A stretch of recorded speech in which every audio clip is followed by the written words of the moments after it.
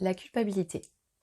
Aujourd'hui, je vais vous faire un focus sur ce sentiment, parce que c'est un sentiment, la culpabilité. Vous savez, qui nous ronge de l'intérieur quand on s'en veut, etc. Voilà, il y a quelque chose qui est pas cohérent. En fait, la culpabilité, c'est quelque chose qui vient de moi, c'est un message de moi pour moi. Et le message de la culpabilité, c'est que je me suis pas respectée. En fait, j'ai fait quelque chose où je me suis pas respectée, où j'ai pas respecté mes limites. Ce que j'ai fait, c'était pas approprié.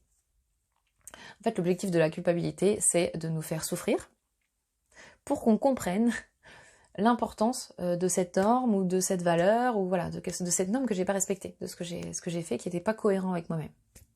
C'est un peu l'ultime façon de nous passer le message quand on n'a toujours pas compris en fait la culpabilité. Ça peut arriver aussi quand on a deux valeurs ou deux besoins qui rentrent en compétition en fait. Par exemple, moi qui suis entrepreneur, forcément, je passe du temps sur mon travail, mais en même temps, le temps que je passe sur mon travail, je le passe pas avec ma famille et inversement. Donc c'est un choix qui est parfois difficile à faire, puisque j'ai ces deux besoins, de passer du temps en famille et puis d'avancer sur mon business. Et dans ces cas-là, il peut y avoir de la culpabilité si par exemple j'ai choisi d'avancer sur mon business pour terminer une action plutôt que d'aller chercher mes fils à la garderie. Et qu'en rentrant, mes fils me disent « Maman, t'aurais pu venir nous chercher, on est resté à la garderie trop longtemps, on aurait voulu rentrer avant. » Voilà, je peux ressentir de la culpabilité si je suis pas au clair avec comment je nourris ces deux besoins, ces deux valeurs d'épanouissement et de famille.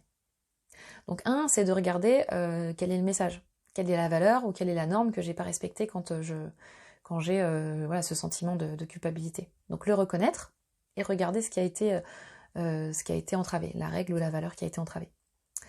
Ensuite, je vais prendre une action. Donc, qu'est-ce que j'en fais de cette culpabilité? Est-ce que j'accepte le message? Et je vais établir en troisième partie une stratégie. Qu'est-ce que je fais si la prochaine fois ça se reproduit? Donc là, je pourrais très bien prendre comme stratégie, la prochaine fois, alors l'action que je vais prendre tout de suite, c'est de regarder effectivement si voilà, combien j'en suis sur cette valeur famille, combien j'en suis sur cette valeur épanouissement, et puis que je regarde un peu comment je les nourris, comment je peux faire que j'organise mieux mon temps pour que l'une ne soit pas en concurrence avec l'autre.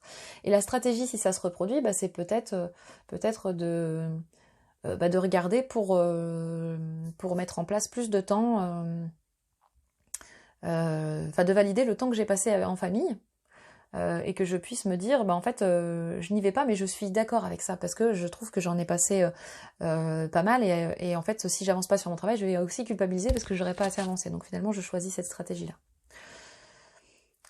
Ensuite, et enfin, je vais valider donc que ce que j'ai choisi comme action est bien en cohérence avec mes valeurs, et je vais m'engager envers moi-même. Ok ? Voilà pour ce sentiment de culpabilité dont je voulais vous parler aujourd'hui. J'espère que ça vous sera utile et je vous dis à bientôt.